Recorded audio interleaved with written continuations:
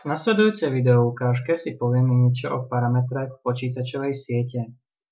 Ako prvé si určíme koncové zariadenia. Vyberieme ich z ponuky koncových zariadení a umiestnime ich na paletu. Vyberieme si generický počítač. Generické počítače si vyberieme 4.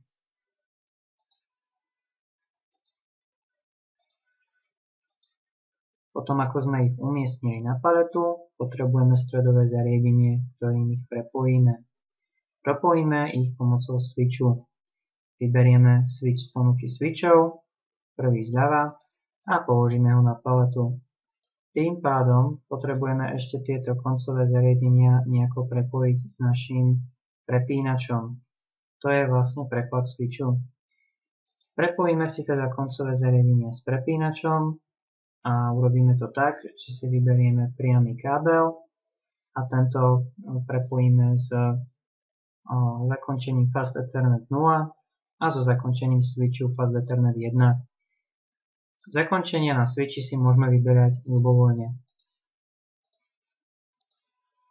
Podobne pokračujeme pri všetkých 4 zariadeniach. Teraz je už fyzicky naša lokálna sieť schopná fungovať. Aby sme si vytvorili dve lokálne siete, ktoré dokážu medzi sebou komunikovať, potrebujeme tzv.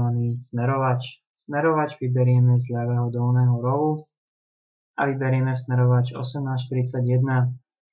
Tento položíme medzi dve lokálne siete. Druhú lokálnu sieť si vytvoríme z koncových zariadení.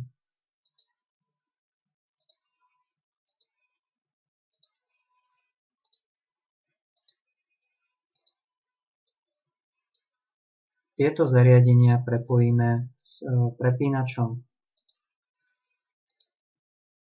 Je potrebné určiť fyzické médium. Budeme používať priamy kábel. Tieto káble strčíme do portov. Je už, ako som povedal predtým, jedno, aké porty využijeme.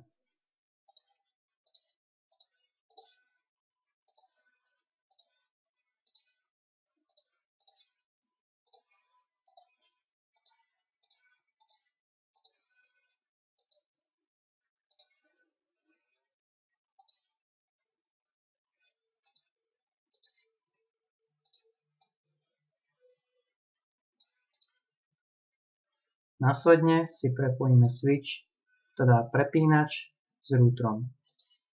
Kábel môžeme zapojiť do ľubovoľného portu. Teraz naše fyzické prepojenie ešte nie je aktívne. Aby sme naše fyzické prepojenie dali do aktívneho stavu, musíme kliknúť na router, teda na náš smerovač. Klikneme na ponuku konfigurácie a prejdeme na rozhranie 0.0 a 0.1. Tieto rozhrania musíme zapnúť kliknutím na kolónku ON.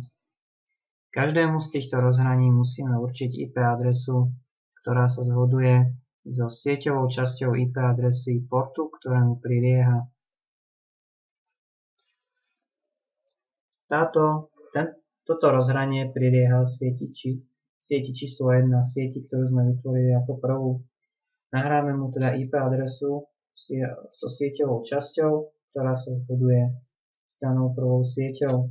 Bude v nasledovnom tvare.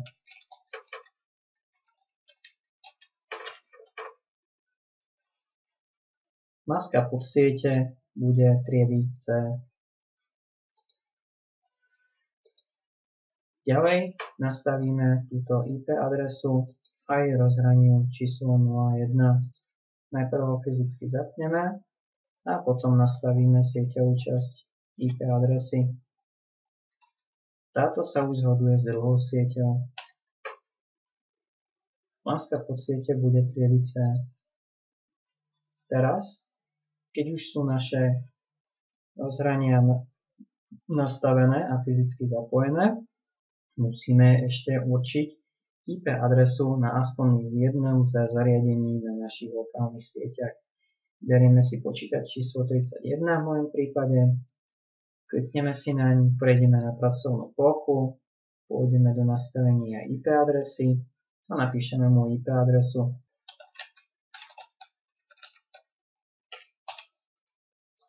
Maska po siete bude triediť C. Teraz musíme nastaviť druhý počítač na druhej lokálnej sieti.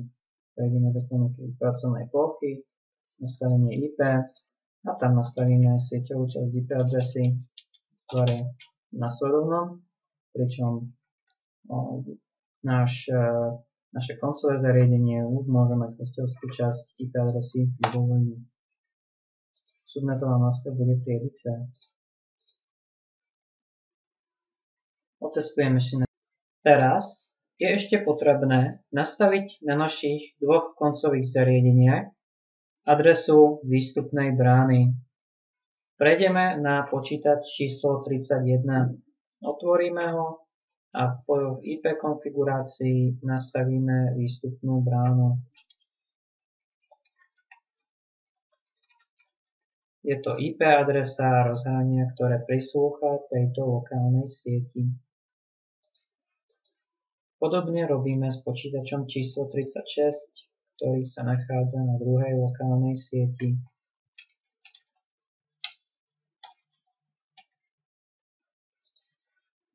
Teraz sú už naše dva zariadenia schopné komunikovať. Komunikáciu si demonstrujeme na simulácii. Simuláciu nájdeme v pravom dolnom rohu. Pošleme správu z počítača číslo 31 do počítača číslo 36. Spustíme simuláciu kliknutím na Hrať.